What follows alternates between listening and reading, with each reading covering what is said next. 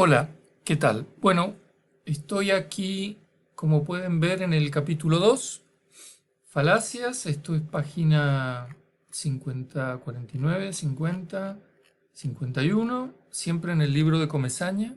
Repito, libro de Comesaña, página 51, capítulo 2, falacias. Quiero ver un poquito ahora el tema de la carga de la prueba. El tema de la carga de la prueba me interesa principalmente porque es un elemento determinante en la dinámica interactiva del argumentar, que es muy importante tenerlo en cuenta, ¿no? Es como un ítem que rápidamente va pasando de uno a otro en la interacción. Sobre todo, la carga de la prueba lo que hace evidente es que el lugar propio de la argumentación es el diálogo, ¿no es cierto? Un diálogo donde hay dos que dialogan y uno le habla al otro y uno argumenta frente al otro, uno pregunta, el otro responde. Ese creo yo, al modo de Platón, que es el lugar propio de la argumentación. Y la carga de la prueba es evidente esto, porque la carga de la prueba es algo así como la responsabilidad de justificar que va pasando de uno a otro, ¿no? Por eso les pedía yo en los ejercicios que ustedes eh, intentaran hasta donde se podía esos ejercicios, representarlos como diálogos entre dos individuos. Muy bien, en la, en la presentación dice un par de cosas interesantes que me gustaría remarcar con ustedes. Voy a ir leyendo. En este capítulo analizaremos distintos tipos de argumentos que tradicionalmente se han considerado como falacias. Nuestra caracterización de lo que es una falacia es un tanto distinto de lo que suele encontrarse en los libros de texto, por lo que la repetiremos. Una falacia es una maniobra verbal destinada a conseguir que alguien acepte una afirmación o obedezca una orden por motivos que no son buenas razones. Esa es la definición propia que da él, que ustedes la pueden tener en cuenta. La definición tradicional es la de que se trata de un razonamiento o un argumento que es defectuoso, que es incorrecto, pero que, sin embargo, esto es lo importante, posee un efecto de convencimiento retórico, se suele decir, enorme.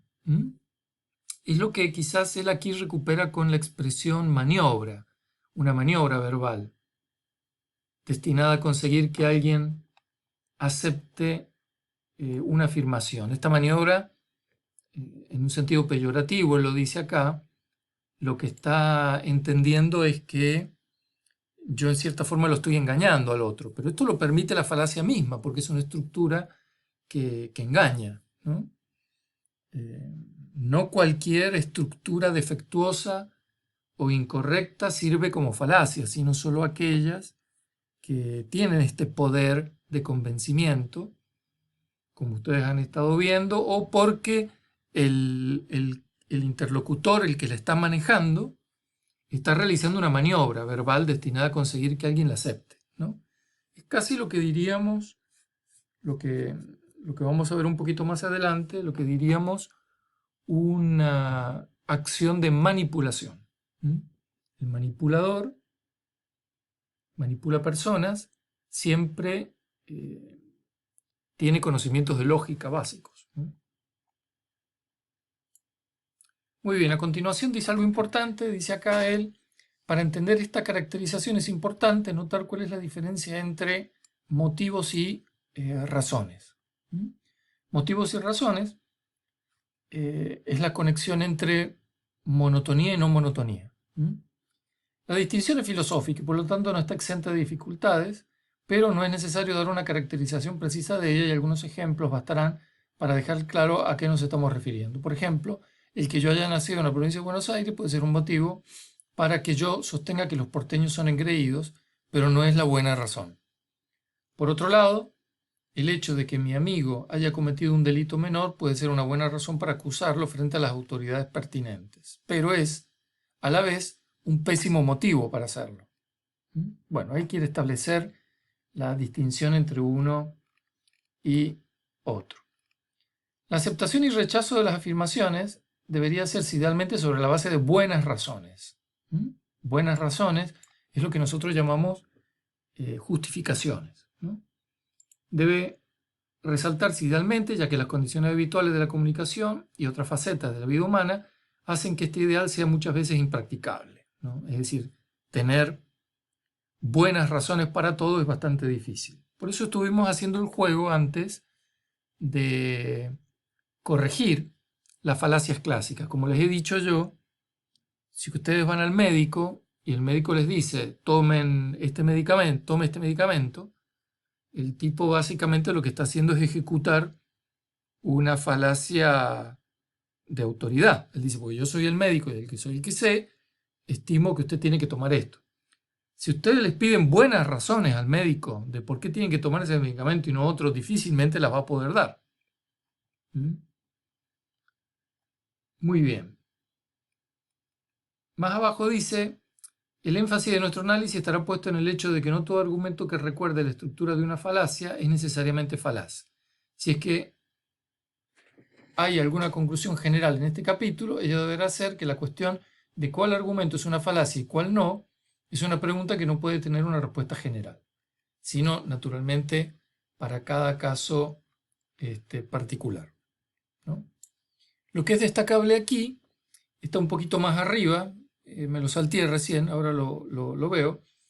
Dice, la gente, estoy acá, como suele decir Thomas Simpson, se instala en las creencias. Esto quería remarcar, ¿no es cierto? Por un lado, tenemos esta distinción entre motivos y razones, por un lado, y por otro lado, la noción de creencia.